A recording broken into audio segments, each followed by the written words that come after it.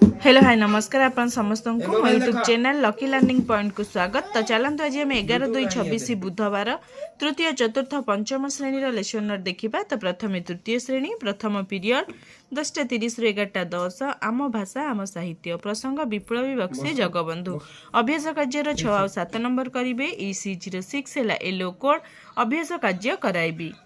द्वितीय पीरियड 11:10 रु 11:50 डिकोडिंग और लिखन पाठ 165 कार्यफल करेंगे।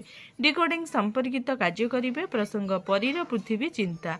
EC06 है येलो कोड कार्य पुस्तिकार पृष्ठ 215 और 216 कार्य कराइबी। कार्य पुस्तिका TLM। तृतीय पीरियड 11:50 रु 12:30 पढ़ा गढ़ा ओडिशा स्तर अनुसार पठन कार्ड पढ़े। EC06 है येलो कोड पठनर स्तर अनुजाई गल्प कार्ड पढ़ा देवी। पठन सामग्री है TLM। चतुर्थ पीरियड 12:30 रु 1:15 गणित मजा प्रसंग समय कहे मु ठीक ठीक अभ्यास कार्य 1 2 3 नंबर करेंगे। M317 है येलो कोड अभ्यास कार्य कराइबी। पंचम पीरियड गणित कार्य पुस्तिका समय आधारित प्रश्नर समाधान करेंगे। M317 है येलो कोड समय संपर्कित प्रश्नर समाधान करने को देवी। एमती किसी जोग करने को देवी।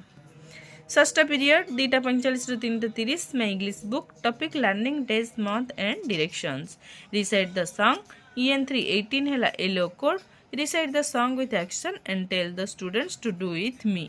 मंथ कार्ड है TLM और एमती किसी मंथ ना लिखे गैप रे जनवरी तापर फेब्रुआरी मार्च एप्रिल मे जून एमती किसी फिलअप करेंगे ब्लांक्स।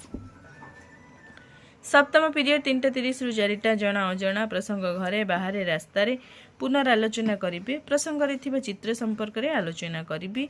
प्रसंग आधारित चित्र है TLM। ये थिला तृतीय श्रेणी। एवं देखा चतुर्थ और पंचम श्रेणी। देखा चतुर्थ और पंचम श्रेणी प्रथम पीरियड 10:15 रु 11टा चतुर्थ श्रेणी साहित्य कलिका प्रसंग पहाड़र डाक अभ्यास कार्य करेंगे। 8 9 10 नंबर OD416 है येलो कोड अभ्यास कार्य कराइबी। पंचम श्रेणी साहित्य कुसुम प्रसंग दीपशिखा प्रथम दृश्य को अभिनय माध्यम देखाइबे।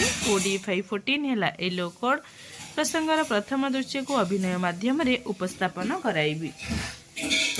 द्वितीय पीरियड 11 रु 11:45 में English book 4th class topic lesson 4 जोटा कि रिविजन करेंगे। रिविजन करेंगे रिसाइटिंग एंड राइटिंग है लर्निंग आउटकम। EN404 है yellow code I will discuss lesson 4 activities.